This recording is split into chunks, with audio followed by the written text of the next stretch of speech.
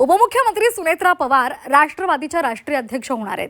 राष्ट्रवादीच्या राष्ट्रीय कार्यकारिणीची बैठक पार पडणार आहे आणि आज मुंबईच्या वरळी डोममध्ये ही बैठक होणार आहे। यामध्ये सुनेत्रा पवार यांच्या नावाची औपचारिकता पार पडणार आहे। या राष्ट्रीय अध्यक्षपदाच्या निवड प्रक्रियेमध्ये राष्ट्रीय कार्यकारिणी सदस्य, वर्किंग कमिटीचे सदस्य आणि राज्याचे प्रदेशाध्यक्ष आणि लोकप्रतिनिधींचा समावेश असेल।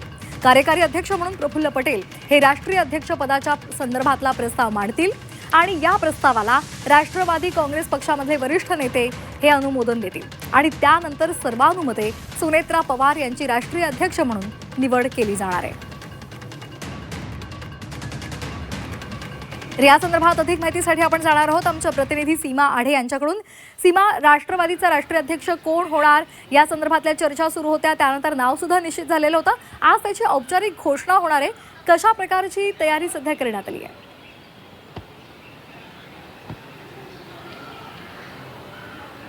नक्की श्वेता, आजचा दिवस राष्ट्रवादी काँग्रेस पक्षासाठी अतिशय मोठा आहे, कारण पहिल्यांदाच राष्ट्रवादी काँग्रेस पक्षाच्या इतिहासामध्ये पहिल्यांदाच राष्ट्रवादी काँग्रेस पक्षाची संपूर्ण धुरा, संपूर्ण जबाबदारी, एक नेतृत्व एका महिलेकडे जाणार आहे। त्यामुळे आजचा दिवस सगळ्यांसाठीच अर्थात महत्त्वाचा आहे। अजित पवार यांच्या निधनानंतर महत्त्वाच्या पदावर सुनेत्रा पवार यांची वर्णी लागताना आपल्याला पाहायला मिळत आहे। उपमुख्यमंत्री पदाची धुरा सांभाळल्यानंतर आता पक्षाचं नेतृत्व सुद्धा सुनेत्रा पवार यांच्याकडे जाणार आहे। अजित पवार यांच्या निधनानंतर मागणी होत होती की राष्ट्रीय अध्यक्षपदी सुद्धा सुनेत्रा पवार याच गेल्या पाहिजे, त्यांचीच वर्णी लागली पाहिजे, त्यांचंच नेतृत्व आम्ही मान्य करू, कार्यकर्त्यांची, नेत्यांची अशी मागणी होती। त्यानंतर पक्षाच्या वरिष्ठ नेत्यांनी आणि सगळ्यांच्या एकमताने हा निर्णय झाला की सुनेत्रा पवारच राष्ट्रीय अध्यक्षपदी त्यांची निवड केली जाणार। आज तो दिवस आहे। आज संध्याकाळी 5 वाजता वरळी डोममध्ये राष्ट्रवादी काँग्रेस पक्षाची कार्यकारिणीची बैठक बोलवण्यात आलेली आहे। या बैठकीमध्ये सुनेत्रा पवार यांची राष्ट्रीय अध्यक्षपदी निवड केली जाणार, एकमताने निवड केली जाणार।